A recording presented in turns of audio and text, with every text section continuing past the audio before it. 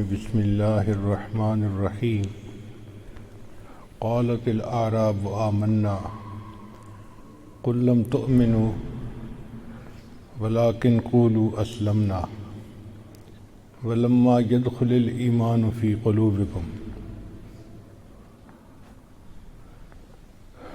وقال اللہ تعالی فی مقام آخر یا ایہا الذین آمنوا توبوا الی اللہ توبۃ نصوحا سبحان ربک رب العزۃ عما یصفون وسلام علی المرسلین والحمد للہ رب العالمین اللہم صل علی سیدنا محمد وعلی آل سیدنا محمد وبارک وسلم۔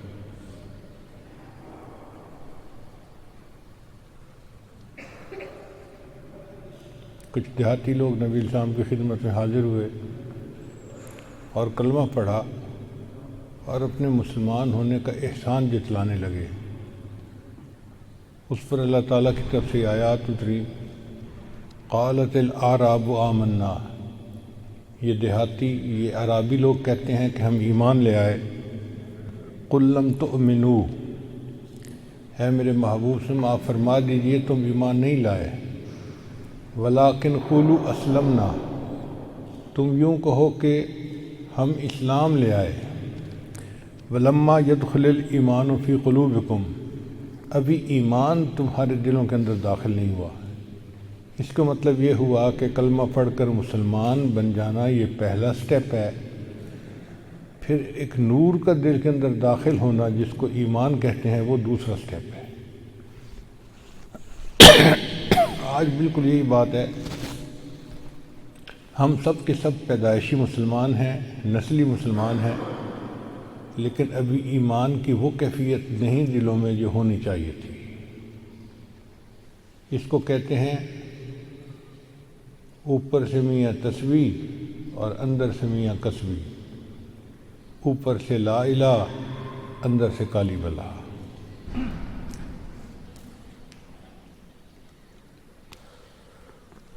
علامہ اقبال نے فرمایا، یوں تو سید بھی ہو مرزا بھی ہو افغان بھی ہو، یوں تو سید بھی ہو مرزا بھی ہو افغان بھی ہو، تم سبھی کو بتاؤ تو مسلمان بھی ہو۔ فرقہ بندی ہے کہیں اور کہیں ذاتیں ہیں، کیا زمانے میں پرپنے کی یہی باتیں ہیں۔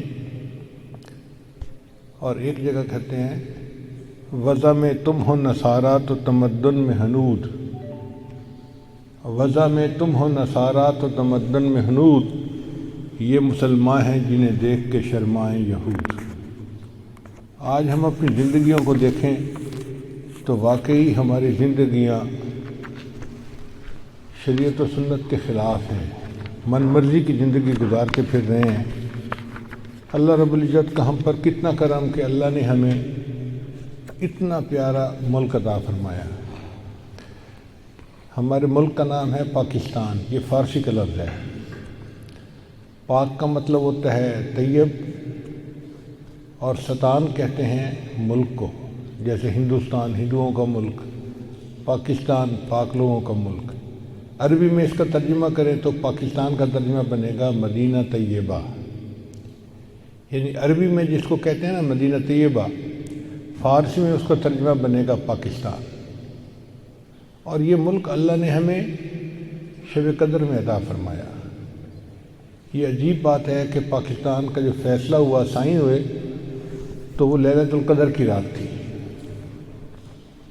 تو میں تو یہ سمجھتا ہوں کہ جس طرح اللہ نے لیلۃ القدر میں ہمیں قرآن عطا فرمایا، انا انزلناہ فی لیلۃ القدر، بالکل اسی طرح اللہ نے ہمیں یہ ملک بھی عطا فرمایا۔ اس کی وجہ کیا تھی کہ اللہ نے اس ملک سے کچھ کام لینا ہے۔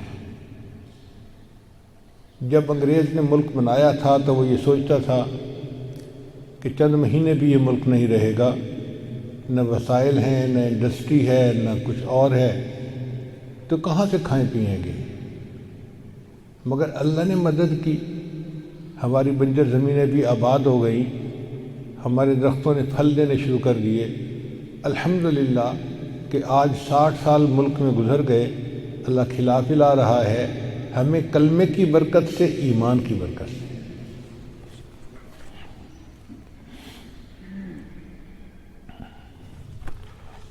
پچھلے دنوں ہم اسلام آباد سے ایک پروگرام کر کے واپس آ رہے تھے، تو مجھے عثمان نے کہا کہ جی ہمارے جو گارڈ ہیں انہوں نے کھانا نہیں کھایا ہوا تو ان کو کھانا کھلانا ہے۔ میں نے کہا بہت اچھا، آپ موٹر وے پہ روکیں اور ان کو آج بہترین دعوت کھلائیں۔ کہنے لگے جی کیا؟ میں نے کہا ان کو مرغ کڑھائی کھلائیں اور کافی ساری بنوانا کہ سارے لوگ پیٹ بھر کے کھائیں۔ کہنے لگے جی ٹھیک ہے۔ چنانچہ اس نے مرغ کڑھائی بنوائی، تنور کی گرم گرم روٹیاں تھیں اور سالن اتنا مزیدار بنا ہوا تھا کہ انسان انگلیوں کو چاٹے۔ میں نے 2-3 مرتبہ اس سے پوچھا کہ بھئی سب لوگوں نے خوب کھایا؟ اس نے کہا حضرت ایک بندے نے 4 روٹیاں کھائی ہیں۔ اب تنور کی 4 روٹیاں سے مراد یہ کہ خوب پیٹ بھر کے کھانا کھایا۔ میں نے کہا اچھا ان کو پانی نہیں پلانا، ان کو پیپسی پلائیں۔ پھر میں نے کہا کہ اچھا کھانے کے بعد ان کو آئس کریم بھی کھلائیں۔ ایک فلی لوڈڈ دعوت تھی جو کم از کم 8 بندوں نے کھائی، اور جب اینڈ کے اوپر پیمنٹ کا وقت آیا تو ایک بندے کا خرچہ 300 روپے ہے۔ میں حیران رہ گیا کہ ایک پرتکلف دعوت کھا کے اس کا خرچہ 300 روپیہ بنتا ہے ایک بندے کا۔ 300 روپے کا مطلب $2۔ دنیا میں کوئی ملک آج ایسا نہیں جہاں $2 میں کوئی کھانا کھا سکے۔ ہمارے ملک میں آخر یہ چیزیں اتنی سستی کیوں ہیں؟ اس لیے کہ ہم غیروں کے محتاج نہیں ہیں۔ سبزی ہماری اپنی ہے، گندم اپنی ہے، چاول اپنا ہے، دالیں اپنی ہیں، پیاز، سبزیاں، آلو، سب کچھ ہمارے پاس اپنا ہے۔ ہمیں باہر کہیں سے نہیں منگانا پڑتا۔ اور پھر اللہ کی شان دیکھیں کہ ملک کے جو حصے ہیں ان کے موسم بدلتے رہتے ہیں۔ ٹماٹر کی مثال لے لیں، سب سے پہلے ہمیں سندھ سے ملتا ہے۔ اب سندھ میں ٹماٹر اگ رہا ہے اور پورے ملک میں پہنچ رہا ہے۔ پھر سندھ کا موسم موافق نہیں رہتا تو پھر پنجاب میں اگنا شروع ہو جاتے ہیں۔ پھر یہ جو مارچ اپریل کے مہینے ہیں یہ پنجاب سے ٹماٹر پورے ملک میں جاتا رہتا ہے۔ پھر پنجاب میں اتنی گرمی پڑنی شروع ہو جاتی ہے کہ ٹماٹر کی فصل ختم، تو پھر سرحد سے شروع ہو جاتا ہے۔ سوات، منگورا اور ان علاقوں میں وہاں کا ٹماٹر پورے ملک میں جاتا ہے۔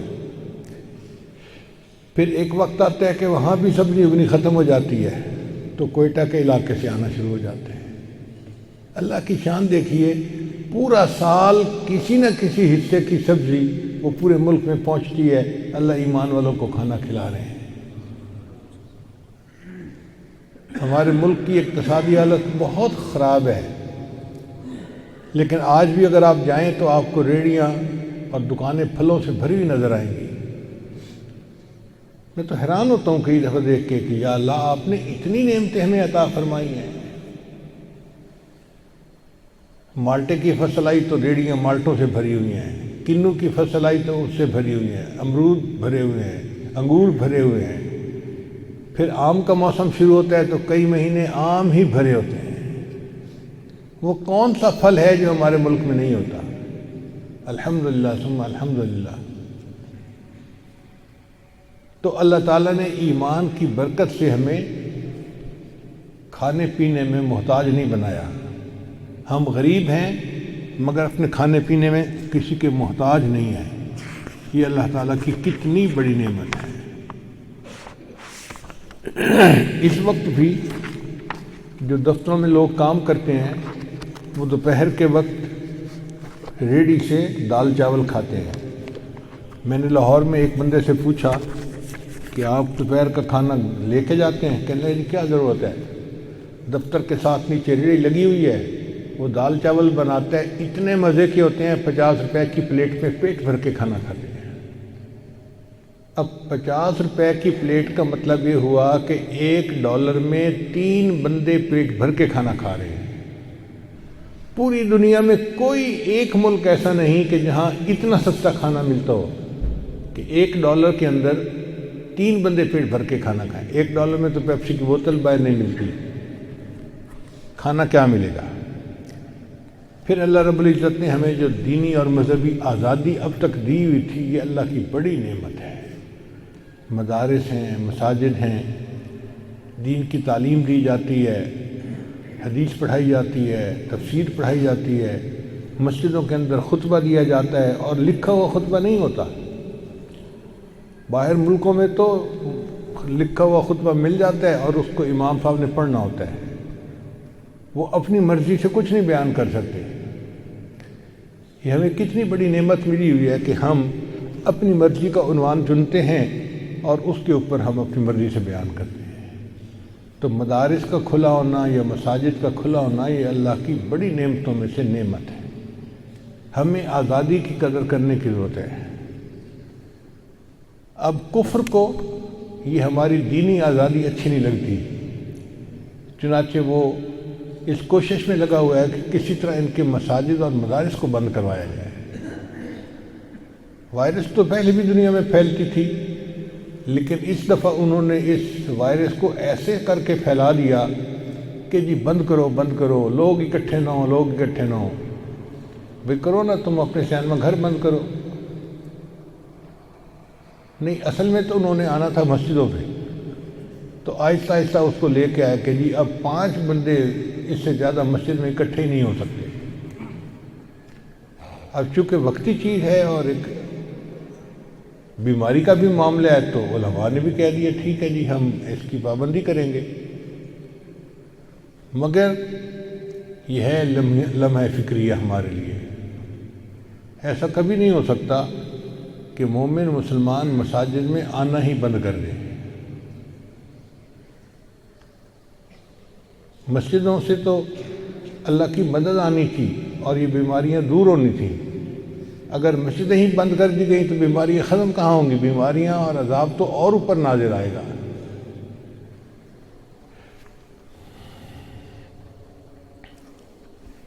حضرت علی رضی اللہ عنہ نے ارشاد فرمایا کہ نبی صاحب نے ارشاد فرمایا اطیب الریح ریح فی الارض الہند، کہ سب سے اچھی خوشبو سرزمین ہند کی ہے۔ یہ حاکم کی روایت ہے۔ علامہ اقبال نے اسی کو کہا تھا، میرے عرب کو آئی ٹھنڈی ہوا جہاں سے، میرا وطن وہی ہے، میرا وطن وہی ہے۔ یعنی نبی علیہ السلام نے ارشاد فرمایا کہ مجھے اس طرف سے ٹھنڈی ہوا آتی ہے۔ تو آقا صلی اللہ علیہ وسلم کا یہ فرمانا کوئی بشارت رکھتا ہے۔ چنانچہ اگر سعودی عرب کے مشرق میں دیکھیں نا تو 4 ملک بنتے ہیں۔ ایک تو ہندوستان بنتا ہے، مگر اس میں تو چونکہ ہندوؤں کی اکثریت ہے، سکھوں کی اکثریت ہے، مسلمان اگرچہ 20 کروڑ ہیں مگر وہ ان میں تحلیل ہو جاتے ہیں، پتہ ہی نہیں چلتا کہ مسلمان ہیں یا نہیں۔ ہر معاملہ وہاں ہندوؤں کے ہاتھ میں ہے، تو ہندوستان تو آپ ایک طرف کر دیں۔ پھر اس کے بعد دوسرا ملک ہے ایران۔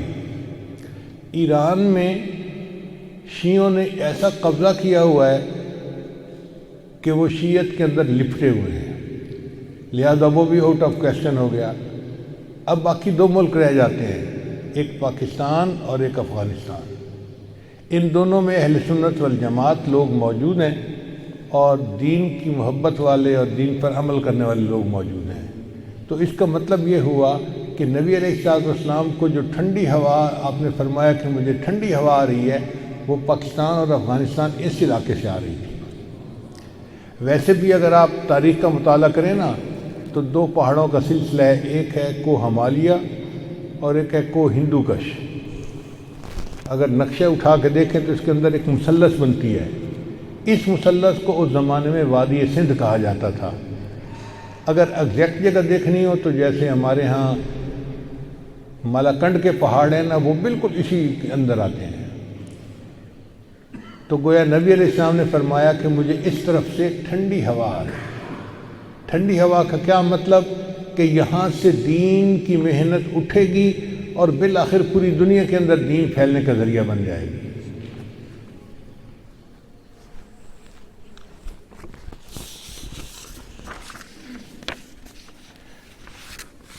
چنانچہ امام ربانی حضرت مجدد ثانی رحمۃ اللہ علیہ اسی علاقے میں تھے، دارالعلوم دیوبند جیسی دینی درسگاہیں اسی علاقے میں، حضرت شیخ الہند رحمۃ اللہ جیسی شخصیت اسی علاقے میں، اسی علاقے میں تحریک خلافت اٹھی اور اسی علاقے میں تحریک ریشمی رومال بھی اٹھی۔ مولانا محمد علی جوہر رحمۃ اللہ کی والدہ وہ بہت نیکی والی تھی، ان کے بارے میں مشہور ہے کہ بولی اماں محمد علی کی جان بیٹا خلافت پہ دے دو۔ یعنی ایک وقت ایسا بھی تھا کہ مائیں ایمان میں اتنی کامل ہوتی تھیں کہ وہ اپنے جوان بیٹوں کو خود کہتی تھیں بولی اماں محمد علی کی جان بیٹا خلافت پہ دے دو۔ یہ کوئی چھوٹی بات نہیں ہے۔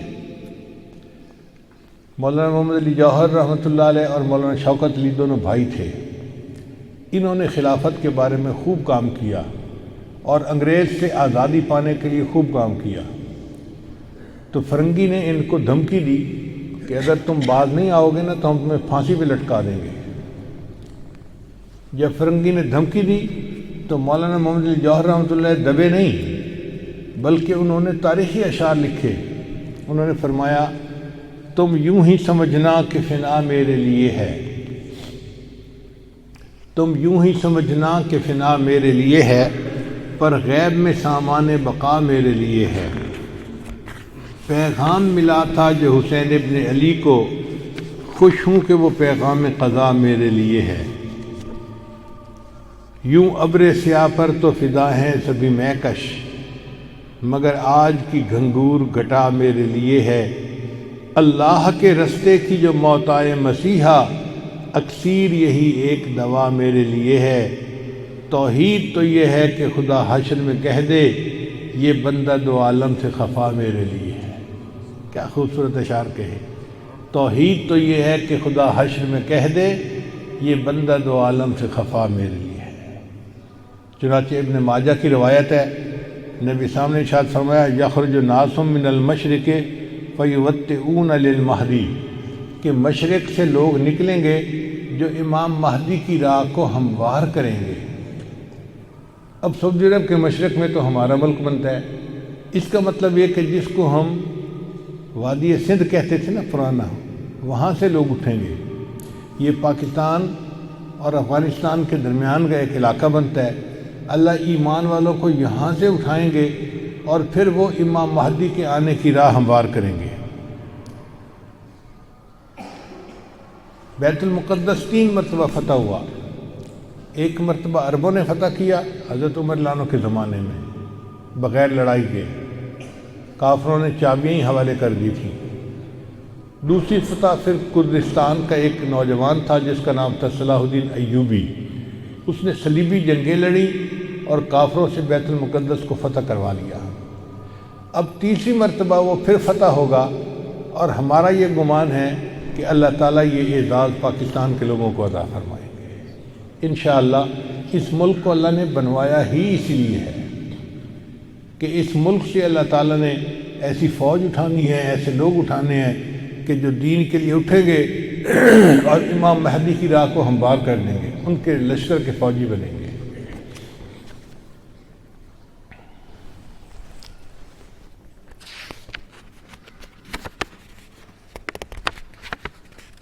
علامہ اقبال نے بہت خوبصورت شعر کہا ہے فارسی میں، خضر وقت از خلوت دشت حجاز آید بروں۔ خضر وقت سے مراد امام مہدی۔ خضر وقت از خلوت دشت حجاز آید بروں، کاروان زی وادی دور و دراز آید بروں۔ یعنی زی عظیم یہ کارواں جو ہے نا یہ دور دراز سے آئے گا اور حجاز کے اندر آ کر یہ برآمد ہوگا۔ حدیث مبارکہ میں بھی ہے کہ امام مہدی آئیں گے مگر وہ چھپے ہوں گے، اپنے آپ کو چھپائیں گے۔ پہلے مدینہ طیبہ میں ہوں گے مگر وہ وہاں سے مکہ مکرمہ اس لیے آ جائیں گے کہ لوگ مجھے پہچان نہ لیں، چھپ رہے ہوں گے لوگوں سے کہ لوگ مجھے دیکھ نہ لیں، پہچان نہ لیں۔ لیکن جب مکہ مکرمہ میں وہ طواف کر رہے ہوں گے تو وہ حجر اسود کے قریب آئیں گے تو ایک غیب سے آواز آئے گی کہ لوگوں یہ مہدی ہیں، تم ان کی بیعت کر لو۔ تو لوگ ان کے ساتھ بیعت کر لیں گے اور پھر ان کے ساتھ ایک لشکر شروع ہو جائے گا۔ یہ لشکر ایسا ہوگا کہ جس نے بالآخر بیت المقدس کو فتح کرنا ہے۔ حدیث مبارکہ میں ہے کہ کالے جھنڈے یہ لے کر لوگ اٹھیں گے اور وہ اس کو جا کر بیت المقدس کے اندر گاڑیں گے، یعنی امام مہدی کے ہاتھ پہ اللہ تعالیٰ بیت المقدس کو فتح کروائیں گے۔ پھر امام مہدی موجود ہوں گے تو ان کی موجودگی میں حضرت عیسیٰ علیہ السلام بھی آئیں گے۔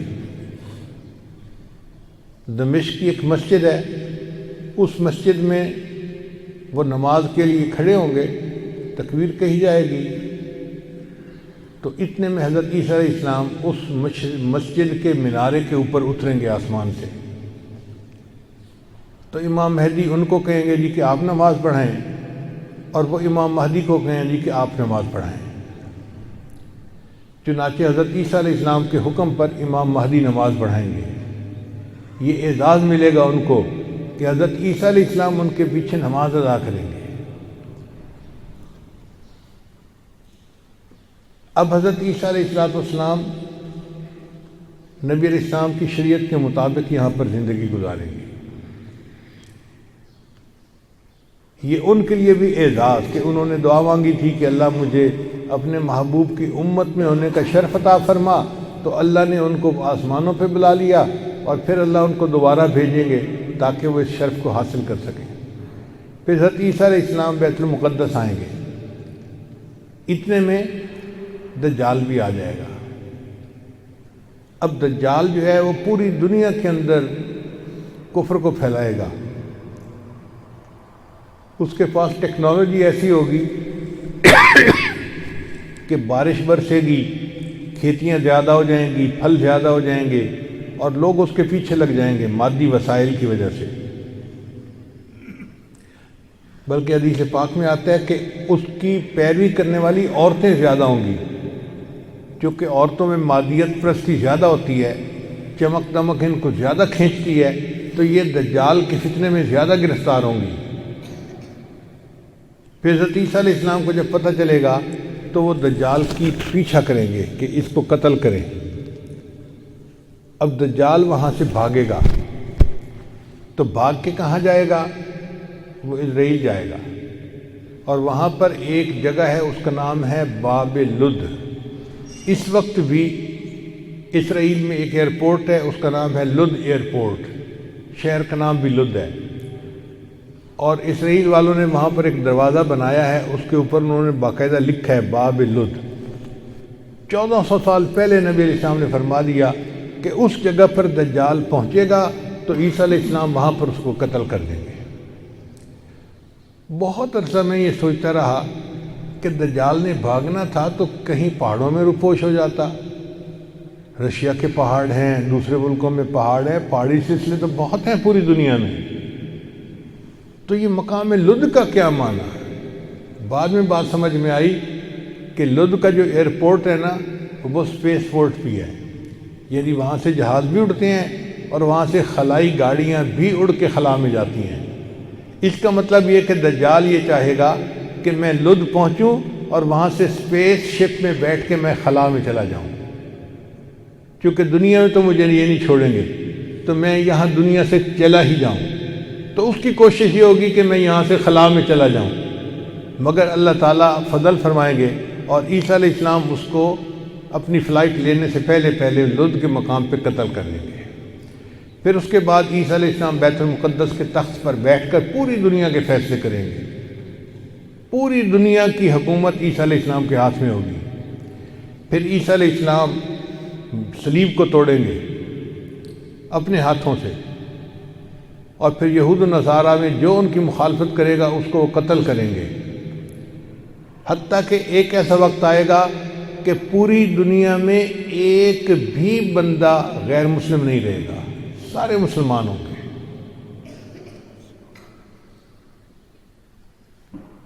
اس وقت اتنی برکتیں ہوں گی، حدیث پاک میں آتا ہے کہ ایک گائے کا دودھ پورے خاندان کے لیے کافی ہو جائے گا۔ اب یہ بات تو سمجھ میں آتی ہے، آج ایسی گائے بن گئی ہیں جو 100 لیٹر دودھ دیتی ہیں ایک دن میں۔ اب 100 لیٹر تو واقعی پورے خاندان کے لیے کافی ہے، 40-50 گھروں کے لیے کافی ہو جاتی ہے۔ یہ باتیں نبی صاحب نے اس وقت فرمائیں جب کہ لوگوں کو اس کا تصور بھی نہیں ہو سکتا تھا۔ میرے آقا صلی اللہ علیہ وسلم کی نگاہ کیسی تھی؟ یہ نگاہ نبوت تھی جو بہت دور دیکھ لیتی تھی، کہ 1400 سال پہلے بیٹھ کر ایسی باتیں کیں جیسے آج اپنی آنکھ سے دیکھ کے کوئی بندہ بات کر رہا ہوتا ہے۔ پھر عیسیٰ علیہ السلام فوت ہو جائیں گے، اور اس کے بعد جو بگاڑ آئے گا نا وہ پرماننٹ بگاڑ ہوگا، اور اس کے بعد پھر قیامت قائم ہوگی علی شرار الناس، ان لوگوں پر جو سب سے زیادہ شریر لوگ ہوں گے۔ تو ایسے لگتا ہے حالات سے کہ قیامت کے بڑی بڑی نشانیاں پوری ہو گئیں، اب امام مہدی کے آنے کا وقت بہت قریب ہے۔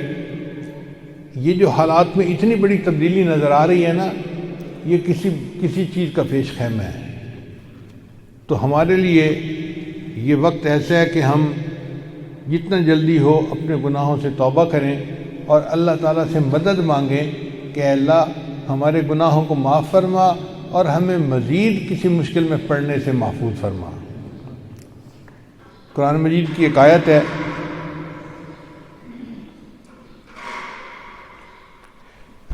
ہمارے پاس اللہ نے اپنا کلام دیا ہے قرآن عظیم الشان، اس میں قیامت تک کے آنے کے لیے تمام مشکلات کا حل موجود ہے۔ علامہ شبیر احمد عثمانی رحمۃ اللہ سے کسی نے پوچھا تھا کہ جی قرآن مجید تو 14 سال پرانی کتاب ہے، آج کے دور کے تقاضوں کو پورا نہیں کر سکتی۔ ان کا وہ کیسے؟ کہنے لگا جی جیسے سورہ فیل، اب آپ پڑھیں الم تر کیف فعل ربک باصحاب الفیل الم یجعل کیدہم فی تضلیل وارسل علیہم طیرا ابابیل ترمیہم بحجارۃ من سجیل فجعلہم کعصف مأکول۔ اب اس آیت میں ہمارے لیے عمل کرنے کی کیا چیز ہے؟ کوئی ہے ہی نہیں۔ اس کا مطلب یہ کہ یہ فرسودہ کتاب ہے، پرانی کتاب ہے۔ تو علامہ شبیر احمد عثمانی نے جواب دیا کہ دیکھو تمہیں نظر آتا ہے کہ یہ فرسودہ کتاب ہے، مگر ابابیل کے واقعے کا تذکرہ کر کے اللہ نے بتا دیا کہ قرب قیامت میں اگر مسلمانوں کو کفر کے خلاف فوجی ہوائی فضائی جنگ بھی کرنی پڑے گی تو اس کا بھی جواز ہے۔ چنانچہ آج ہمارے طیارے فضا میں جاتے ہیں دشمن کو تباہ کرنے کے لیے، تو اس کی دلیل کہاں سے ملتا ہے؟ اس کی دلیل اسی سورہ فیل سے مل رہی ہے۔ اللہ نے چڑیاں بھیجی تھیں، آج ہم جہاز بھیجتے ہیں دشمن کو نیست و نابود کرنے کے لیے۔ پچھلے دن ایک ڈاکٹر صاحب ملنے آئے تو مجھے کہنے لگے کہ جی یہ کرونا وائرس آج کل بہت عام ہے، کوئی قرآن مجید میں بھی اس کا تذکرہ ہے؟ میں نے کہا بھئی قرآن مجید کوئی سائنس کی کتاب نہیں ہے کہ وہ اب وائرس کی تفصیل آ کے بیٹھ کے بتانی شروع کر دے، یہ تو کتاب ہدایت ہے۔ ہاں ہمیں ہدایت ملتی ہے کہ ہمیں اس وقت میں کرنا کیا چاہیے۔ کہنے لگے جی کیا ہدایت ملتی ہے؟ میں نے کہا ایک ہدایت تو یہ ملتی ہے کہ اللہ فرماتے ہیں وَاسْتَعِینُوا بِالصَّبْرِ وَالصَّلَاةِ، تم اللہ سے مدد مانگو صبر کے ساتھ اور نماز پڑھ کے۔ تو ہم نماز پڑھ کے اور صبر کر کے اللہ سے مدد مانگیں کہ اللہ ہمارے اوپر سے مصیبت کو ٹال دے۔ اور دوسری بات اللہ تعالیٰ کا ارشاد ہے وَلَا تُلْقُوا بِأَيْدِيكُمْ إِلَى التَّهْلُكَةِ، تم اپنے آپ کو اپنی جان کو ہلاکت میں مت ڈالو۔ اب دیکھیں یہ مختصر سی بات ہے لیکن اس میں کتنی گہرائی ہے کہ جب شریعت کہہ رہی ہے کہ تم اپنی جان کو ہلاکت میں مت ڈالو تو اس کا مطلب یہ کہ ہمیں بسوں میں سفر کرنا یا پبلک پلیسز پہ ایسے جانا جہاں بیماری کا خدشہ ہو وہاں نہیں جانا چاہیے۔ حدیث مبارکہ میں نبی صاحب نے ارشاد فرمایا کہ اگر کسی بستی میں وبا پھوٹ جائے تو باہر والوں کو چاہیے کہ اس بستی میں نہ جائیں اور بستی والوں کو چاہیے کہ وہ باہر نہ نکلیں۔ کیوں؟ کہ اگر باہر والے بستی میں جائیں گے تو یہ اپنے آپ کو ہلاکت میں ڈالیں گے، ان کو منع کر دیا۔ بھئی جب تم بچے ہوئے ہو اس مصیبت سے تو اپنے آپ کو کیوں مصیبت میں ڈالتے ہو؟ اور بستی والوں کو کہا کہ تم تو مصیبت میں پڑے ہوئے ہو، باہر نکلو گے تو باہر والوں کو بھی اسی مصیبت میں لپیٹ لے لو گے، لہذا تم اپنے گھروں میں رہو، تم باہر نہ نکلو۔ تو اس لیے اس موقع پہ اگر احتیاطاً لوگ اپنے گھروں میں رہیں اور زیادہ خواہ مخواہ باہر نکلنا، دعوتیں اڑانا، یہ اچھی چیز نہیں ہے، احتیاط کرنی چاہیے۔ اور ایک تیسری آیت ہے سورہ النمل میں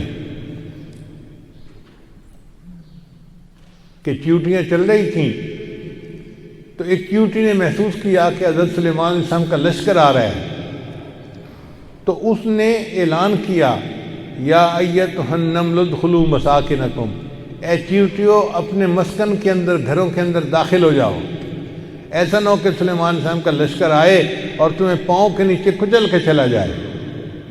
اب یہ نہ ادخلوا مساکنکم، ان الفاظ پہ اب ہم عمل کر رہے ہیں، ہمارے لیے بھی اس وقت یہی حکم ہے کہ وائرس کا لشکر آ رہا ہے، ادخلوا مساکنکم، اپنے گھروں میں داخل ہو جاؤ، وہیں رہو، ایسا نہ ہو کہ یہ وائرس کا لشکر آئے اور تمہیں لٹا کے چلا جائے۔ تو دیکھو ہے 1400 سال پرانی کتاب، مگر اس میں ابھی بھی ہمیں ہدایت ملتی ہے، اشارے ملتے ہیں۔ نبی علیہ السلام سے ایک صحابی نے پوچھا من نجات، اے اللہ کے رسول نجات کس میں ہے؟ تو نبی علیہ السلام نے 3 باتیں فرمائیں، ان میں سے ایک بات یہ تھی کہ تیرے لیے گھر میں رہنا مشکل نہ ہو۔ تو ہمیں اپنے گھروں کا ماحول ایسا بنانا چاہیے کہ ہمارے لیے گھروں میں رہ کر نیکی کرنا، تلاوت کرنا آسان ہو اور ہم پریشان ہو کے باہر نہ نکل پڑیں۔ تو قرآن مجید سے بھی اس کے اشارے مل گئے اور احادیث سے بھی اس کے اشارے مل گئے۔ باقی سچی بات تو یہ ہے کہ قرآن مجید کی ایک آیت ہے جو ہماری پوری جو ہے نقشہ کشی کرتی ہے۔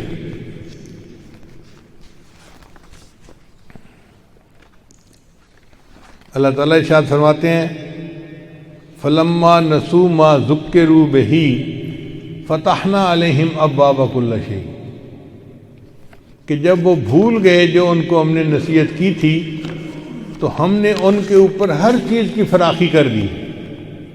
یعنی اللہ تعالیٰ نے پہلے تو نصیحت کی کہ بھئی نیکی کرو، دین کے اوپر قائم رہو، لیکن جب لوگوں نے اس چیز کو بھلا دیا تو اللہ فرماتے ہیں فتحنا علیہم ابواب کل شیء، ہم نے ہر چیز کے دروازے ان کے اوپر کھول دیے، حتیٰ اذا فرحوا بما اوتوا، حتیٰ کہ وہ خوش ہو گئے کہ کیا رزق مل گیا، نعمتیں مل گئی، اخذناہم بغتۃ، تو پھر ہم نے ان کو اچانک پکڑ میں لے لیا۔ ہماری ہو بہو تصویر یہی ہے کہ اللہ تعالیٰ نے ہمیں اتنا دیا کہ ہر بندہ پیٹ بھر کے کھانا کھاتا تھا، سکون کی زندگی گزارتا تھا، مگر ہم نے اللہ کو بھلا دیا، دین کے احکام کو ہم نے ہلکا سمجھا، جس کا نتیجہ یہ نکلا کہ ہمارے اوپر اللہ نے عذاب بھیجا، اخذناہم بغتۃ والا۔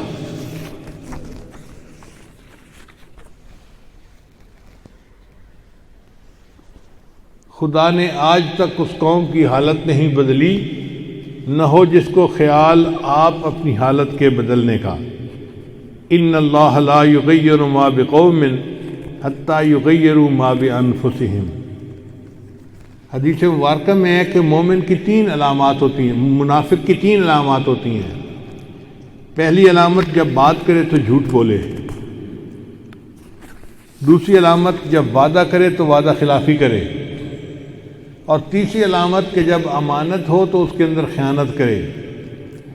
اگر آپ ان تینوں علامتوں کو ڈھونڈیں تو ہم میں سے ہر بندے کی زندگی میں یہ تینوں چیزیں پائی جائیں گی۔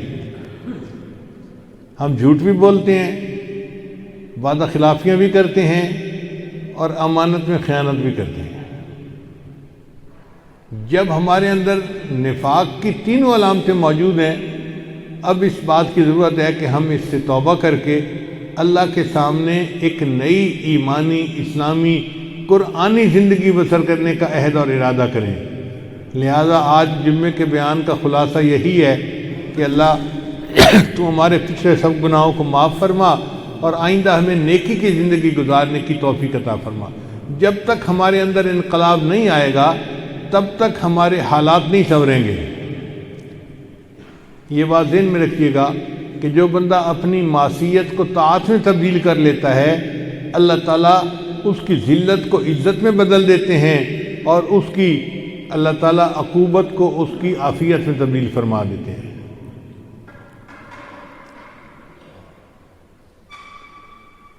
کسی شاعر نے اشعار لکھے ہیں جو ہماری حالت کے بالکل عین مطابق ہیں۔ بہت مصروف رہتے تھے، ہواؤں پر حکومت تھی۔ بہت مصروف رہتے تھے، ہواؤں پر حکومت تھی۔ تکبر تھا کہ طاقت تھی، بلا کی بادشاہی تھی۔ کوئی بے فکر بیٹھا تھا، کسی کے ہاتھ حکومت تھی۔ کوئی تدبیر کرتا تھا، کوئی تسخیر کرتا تھا۔ کوئی ماضی دکھاتا تھا، کوئی مستقبل بتاتا تھا۔ سبھی مصروف تھے ایسے کہ ایک ہستی بھلا بیٹھے۔ یعنی سب اللہ کی نعمتوں کو انجوائے کرنے میں مصروف تھے، اتنے مصروف کہ اللہ کو ہی بھلا بیٹھے۔ سبھی مصروف تھے ایسے کہ ایک ہستی بھلا بیٹھے۔ بہت پرواز کر بیٹھے، خدا ناراض کر بیٹھے۔ بہت پرواز کر بیٹھے، خدا ناراض کر بیٹھے۔ اب اس نے منہ جو پھیرا ہے فقط وحشت کا ڈیرا ہے، کہ دنیا کی ہر ایک بستی بھیانک موت چہرہ ہے۔ خدا منہ پھیر بیٹھا ہے، اب اس کا گھر بھی خالی ہے۔ قہر دنیا پہ طاری ہے، ابھی بھی وقت ہے لوگو۔ خدا سے گڑ گڑا کر تم ابھی توبہ کرو لوگو۔ وہ جلدی مان جاتا ہے، وہ اب بھی تم کو چاہتا ہے۔ کہیں گر دیر ہو جائے، زمیں ساری پلٹ جائے، ابھی بھی وقت ہے لوگو۔ خدا راضی کرو لوگو، وہ جلدی مان جاتا ہے، وہ جلدی مان جاتا ہے۔ ابھی بھی وقت ہے، ابھی سورج مشرق سے طلوع یعنی مغرب سے طلوع ہونا شروع نہیں ہوا، اس سے پہلے پہلے توبہ قبول ہو جاتی ہے۔ اور جب تک سانس نرخرے میں نہ پہنچ جائے اس وقت تک توبہ قبول ہوتی ہے۔ تو ہم توبہ کر کے اللہ تعالیٰ سے اپنے گناہوں کی معافی مانگیں۔ ہمیں اب بھی اللہ تعالیٰ کی ذات سے امید ہے کہ وہ ہمارے گناہوں کو معاف فرما دے گی، اور ہمیں اس آزمائش سے اور عذاب سے اللہ تعالیٰ محفوظ فرمائیں گے۔ اللہ تعالیٰ ہماری ان مسجدوں کو دوبارہ آباد فرما دے، اور ہمیں اپنی عبادت کی دوبارہ توفیق عطا فرمائے۔ اپنے گھروں کے دروازے ہمارے اوپر بند نہ کرے، ہمیں زندگی میں وہ وقت نہ دیکھنا نصیب کرے کہ جب اللہ کا گھر ہو اور اس کا دروازہ بند ہوا ہو۔ بادشاہ جب ناراض ہوتا ہے نا تو پھر دروازے بند کروا دیتا ہے۔ ہم بھی اٹھک بیٹھک کرنے والے لوگ تھے، تماشا بنایا ہوا تھا۔ اللہ نے کہا تمہاری اٹھک بیٹھک کی کوئی ضرورت نہیں، میں تالے لگوا دیتا ہوں، جاؤ اپنے گھروں میں جا کے بیٹھو۔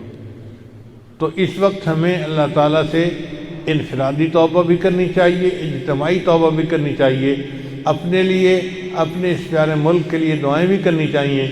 اللہ تعالیٰ امت مسلمہ پر رحمت فرمائے، اور اللہ تعالیٰ ہمیں حج عمرے کی نعمت سے محروم نہ فرمائے، اور اللہ تعالیٰ ہماری توبہ کو قبول فرمائے۔ وآخر دعوانا ان الحمد للہ رب العالمین۔